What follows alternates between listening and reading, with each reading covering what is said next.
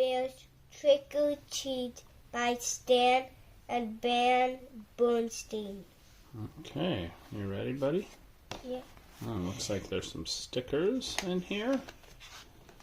And a big title page. That's a cool title page. What do you call this thing with a pumpkin with stuff cut in it? A jack-o'-lantern. Yeah. Do you think we could make that for a jack-o'-lantern this year? Yeah. That would be pretty cool. Trick or treat. It would say, how about we make it a joke. Instead of Happy Halloween, Say, say Unhappy Halloween? Boo Halloween. Oh, boo. Oh, that's a good one. I like it. Well, we can do that. Boo Halloween. All right. Ready to start this story? Mm-hmm. Okay. The sighs and sounds of autumn were all around as Mama Bear pushed her shopping cart along the path that led to Bear Family's treehouse. The trees and shrubs were ablaze with color. Farmer Ben's pumpkin stood bright orange in the October sun. The crows cawed noisily as they searched the stubble for bits of corn. Wild geese, in great V formations, honked high in the sky as they flew south. But the surest sign of the season was inside the treehouse, hiding behind Papa Bear's easy chair. It was Brother Bear waiting to try out his Halloween costume on Mama. It wasn't Halloween yet, but Brother and Sister couldn't wait to try on their new costumes. Sister was going to be a beautiful ballerina. "Well, what do you think?" she asked, taking the third position. "Shh!" said Brother. "Mama's coming." Brother had chosen to be a spooky monster on Halloween, and he had bought the spookiest monster mask he could find, and Mama made the rest of the costume. "Boo!" he shouted as Mama came in with the groceries. "Help! A monster!" she cried, pretending to be frightened. "It's only me, Mama," he said, showing his face. "So it is," said Mama. "Well, that just goes to show that appearances can be deceiving." "Appearances can be deceiving? What's that mean?" asked Sister. "It's just a grown-up way of saying that things aren't always what they look like," explained Mama as she unpacked the groceries. "Look, goodies," said Brother. "Hands off, please," said Mama. "Those are for trick-or-treaters who come to the house tomorrow night."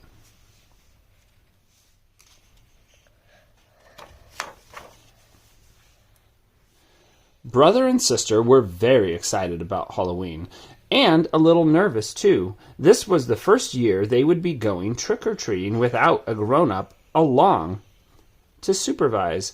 "I'm not so sure I like the idea of them going by themselves," said Papa, as he carved the pumpkin he got from Farmer Ben.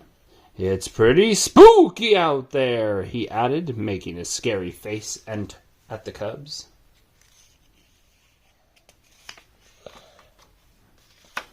He made a pretty cool jack-o'-lantern too, huh?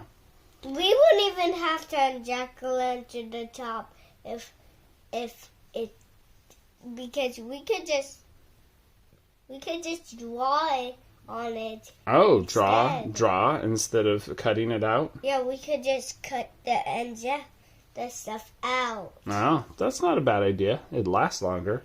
Yep. Well, now, Papa said, Mama, if Brother and Sister want to accept the challenge of going out on their own, I think we should encourage them. But remember, she continued, turning to the cubs, there'll be strict rules. You'll stay in your own neighborhood, and you won't eat any of the treats until you're back home. Besides, said Brother, we won't really be by ourselves. We made a trick-or-treat date with Cousin Freddie, Lizzie Bruin, and Queenie McBear.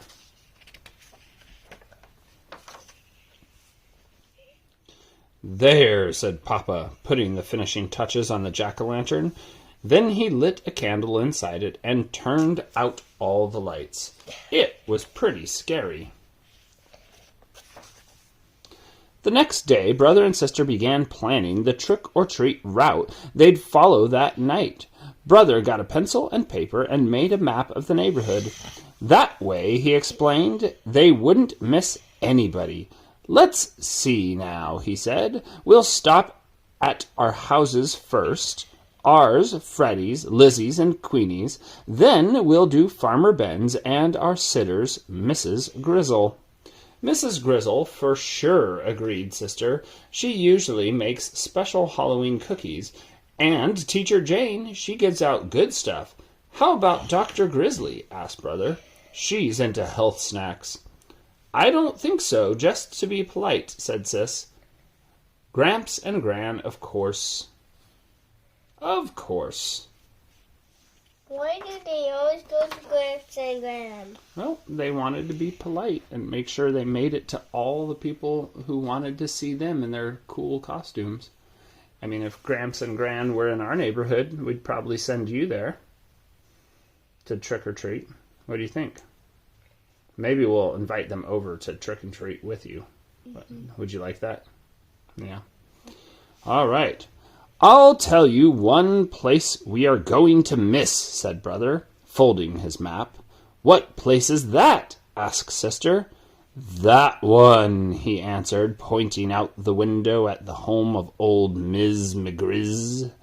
It was a spooky, twisted old house in the thicket at the end of the crooked lane, where we're definitely not going there, he added, with a shiver. What do you think? Is that a pretty spooky-looking house? Well, Brother thinks it is. Why ever not? Asked Mama, who was listening. Why not? Said the cubs. Because she's a witch. That's why not.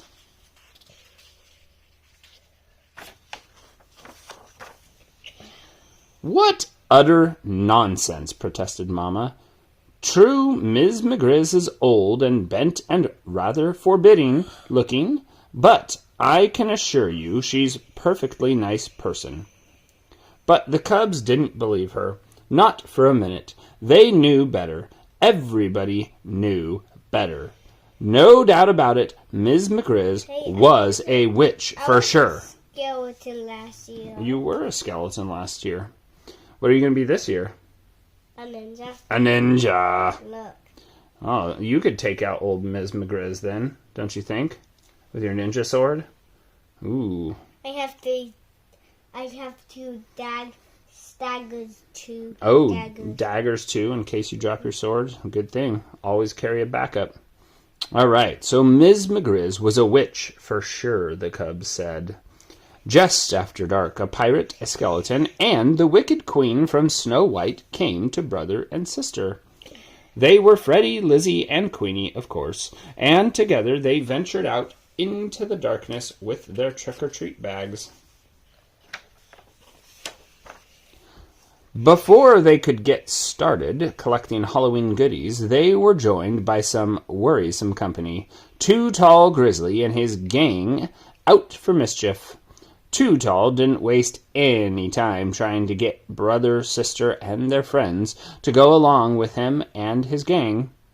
Come on! We'll show you goodies how to have some real Halloween fun, he said, pulling Brother along with him. What sort of fun? Asked Brother warily. Oh, you might say we're going to put the trick back in trick-or-treat, he said, chuckling. Ha ha!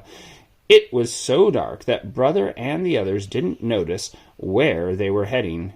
Hey, said Sister, this is Crooked Lane.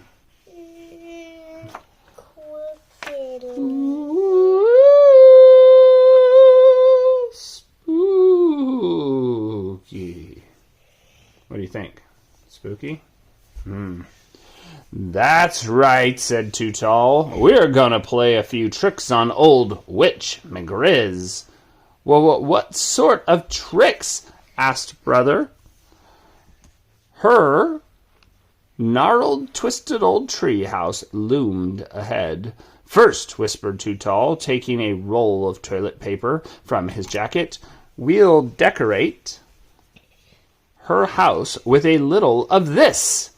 Then maybe we'll tie a few knots in her clothesline, and then maybe we'll smear some honey on her broomstick, so she'll stick to it when she tries to fly away. Oh, do you think any of those things are nice? Toilet paper in the house, honey on the broomstick? Not nice at all, huh? But before Too Tall and his gang could start their mischief, the front door opened and bright yellow light stabbed the darkness, and there in the doorway stood the frightening figure of old Miss McGriz. "Aha!" she said in a gravely voice. "I'm ready for you." Uh-oh. Was the witch ready for them? She's not a witch. Oh, are you sure? She then led the terrified cubs into a cozy living room. To their great surprise, there was a big tray of beautiful candy apples, all prepared for Halloween visitors. "Mama was right," whispered Sister to Brother. "Miss McGriz really is a sweet, kind old person." The cubs thanked her for the beautiful apples and went about the rest of their trick-or-treat business. "Goodbye, my littles." No, she didn't really say that. I'm just being a witch now. What do you think? Later that evening, Brother and Sister were at home looking over all the treats they had collected. The beautiful candy apples stood out, and Papa asked where they came from. "From Miss McGriz," answered Brother. From that scary-looking old grouch puss that lives down Crooked Lane?" said Papa. "That's right," said Brother, taking a big, delicious bite of his candy apple.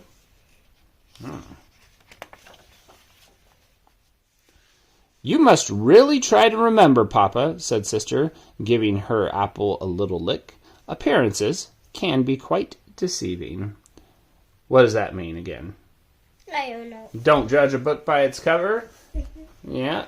Old Ms. McGriz wasn't so bad? There's a Miss